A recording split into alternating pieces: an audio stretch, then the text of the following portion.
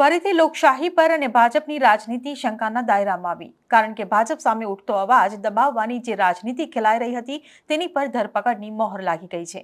છેલ્લા કેટલાય સમયથી ઈડી દ્વારા દિલ્હીના મુખ્યમંત્રી અને આપ પાર્ટીના રાષ્ટ્રીય સંયોજક અરવિંદ કેજરીવાલને સમન્સ મોકલવામાં આવતું હતું, ત્યારે હવે ફાઇનલી અરવિંદ કેજરીવાલ પર કાયદાનો ગાળિયો કસાઈ ગયો છે અને ઈડી દ્વારા ધરપકડ થઈ ચૂકી છે। ત્યારે શું છે સમગ્ર મામલો અને અરવિંદ કેજરીવાલ માટે હવે લોકસભાની ચૂંટણી માટે કેવા કપરા ચઢાણ છે તેની વાત કરીશું આ વિડીયોમાં। નમસ્કાર, હું હિરલ પરમાર અને આપ જોઈ રહ્યા છો નિર્ભય ન્યૂઝ। લોકસભાની ચૂંટણી જેમ જેમ નજીક આવતી જાય છે તેમ તેમ દેશના રાજકારણમાં ઉથલપાથલ પણ જોવા મળી રહી છે। ત્યારે આજે દેશના રાજકારણમાં સૌથી મોટો ખળભળાટ મચ્યો છે। દિલ્હીના કથિત દારૂ કૌભાંડમાં સીએમ અરવિંદ કેજરીવાલની ધરપકડ કરવામાં આવી છે।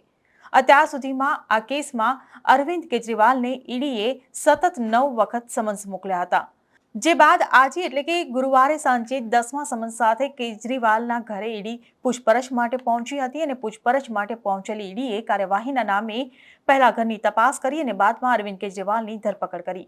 ત્યારે કેજરીવાલની કાનૂની ટીમે સુપ્રીમ કોર્ટમાં અરજી દાખલ કરી છે, જેમાં હાઈકોર્ટના આદેશને પડકારવામાં આવ્યો છે। ઉલ્લેખનીય છે કે દિલ્હી હાઈકોર્ટે આ મામલે મહત્વપૂર્ણ ટિપ્પણી કરી હતી અને કહ્યું હતું કે સીએમ અરવિંદ કેજરીવાલ ધરપકડથી મુક્ત નથી। ત્યારે આ ધરપકડ બાદ આપ નેતાઓએ ભાજપ સરકાર પર બળાપો કાઢ્યો છે। પંજાબના સીએમ ભગવંત માને ઇન્સ્ટાગ્રામ પર પોસ્ટ કરતા કહ્યું કે ભાજપની રાજકીય ટીમ ઈડી કેજરીવાલની વિચારસરણીને પકડી શકતી નથી, કારણ કે માત્ર આપ જ ભાજપને રોકી શકે છે, વિચારને ક્યારેય દબાવી શકાતો નથી। તો આપના ઘણા વક્તાઓએ કહ્યું કે સીએમ અરવિંદ કેજરીવાલ ધરપકડ બાદ પણ રાજીનામું નહીં આપે, તો ગોપાલ ઇટાલિયા અને ચેતર વસાવાએ આ ધરપકડ માટે ભાજપ પર પ્રહાર કર્યા છે કે ભાજપે લોકસભાની ચૂંટણીમાં હારની બીકે આ ધરપકડ કરાવી। ત્યારે મહત્વનું છે કે અરવિંદ કેજરીવાલની ધરપકડ 144 કરોડના આરોપસર દારૂ કૌભાંડને લઈને થઈ છે। ન માત્ર અરવિંદ કેજરીવાલ પરંતુ તેમના સમર્થનમાં સૂત્રોચ્ચાર કરી રહેલા આપ નેતાઓની પણ અટકાયત કરવામાં આવી છે।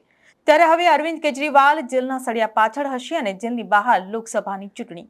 હવે આ ધરપકડ બાદ શું કાર્યવાહી થાય છે, કયા ખુલાસા થાય છે, લોકસભા ચૂંટણી તેઓ લડશે કે કેમ અને શું રણનીતિ બનાવશે તે હવે જોવું રહ્યું।